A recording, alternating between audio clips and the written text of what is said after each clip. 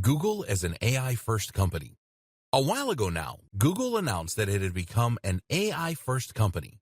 While that may sound like meaningless marketing babble, the truth is that this determination actually has huge potential repercussions for marketers, businesses, and SEO. Firstly, what does Google mean by this? Meet the new, smarter Google. You might think of Google as a search-first company. The first product that Google provided was a search engine, and that is still what most of us associate with the company. Traditionally, Google's search engine did not work much like an AI. Rather, search worked by attempting to match search terms with the content in an article. This is why the advice for SEOs was to insert lots of key phrases into their articles so that Google's spiders could read that content and quickly identify that it would be a good match for what the person was searching for. As we all know, this didn't work out perfectly for Google. Lots of unscrupulous marketers abused the system by inserting hundreds of search terms into every article, which in turn meant that content Google would show to the user would be garbled and unreadable. That's why, over time, Google has begun to work more and more like an AI. Now, Google no longer attempts to look for exact keyword matches. Instead, Google tries to answer questions that you ask it. It does this by trying to understand what the user is looking for along with the context, and then to provide relevant answers through its search. RankBrain. Google is able to do this through machine learning. Specifically, it uses a form of natural language processing, which Google refers to as RankBrain. RankBrain is at least partly responsible for helping Google to cope with phrases and words that it hasn't seen before. If RankBrain identifies a word it isn't familiar with, then it can guess what it might mean based on context and based on its usage elsewhere. This helps Google to deal with unusual searches that it hasn't seen before without simply matching search terms to content in articles. Search queries are turned into word vectors called distributed representation.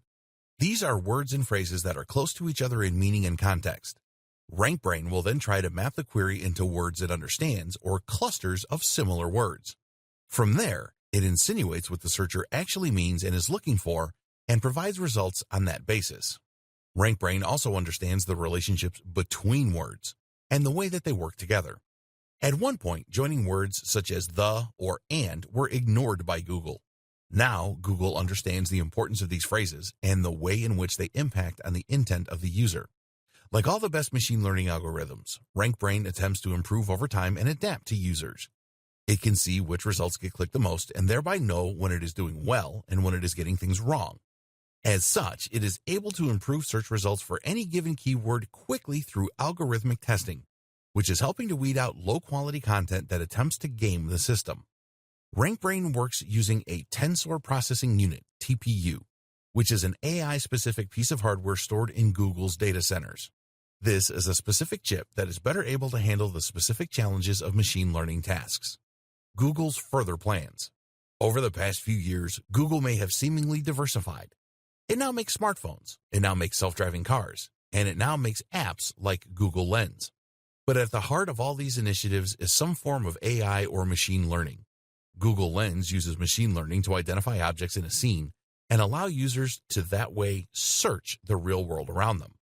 Self-driving cars, of course, are highly reliant of various forms of AI. And the Google Pixel phones? Arguably, their main focus is putting Google Assistant in everyone's pockets. And this is the real clue as to what Google is up to.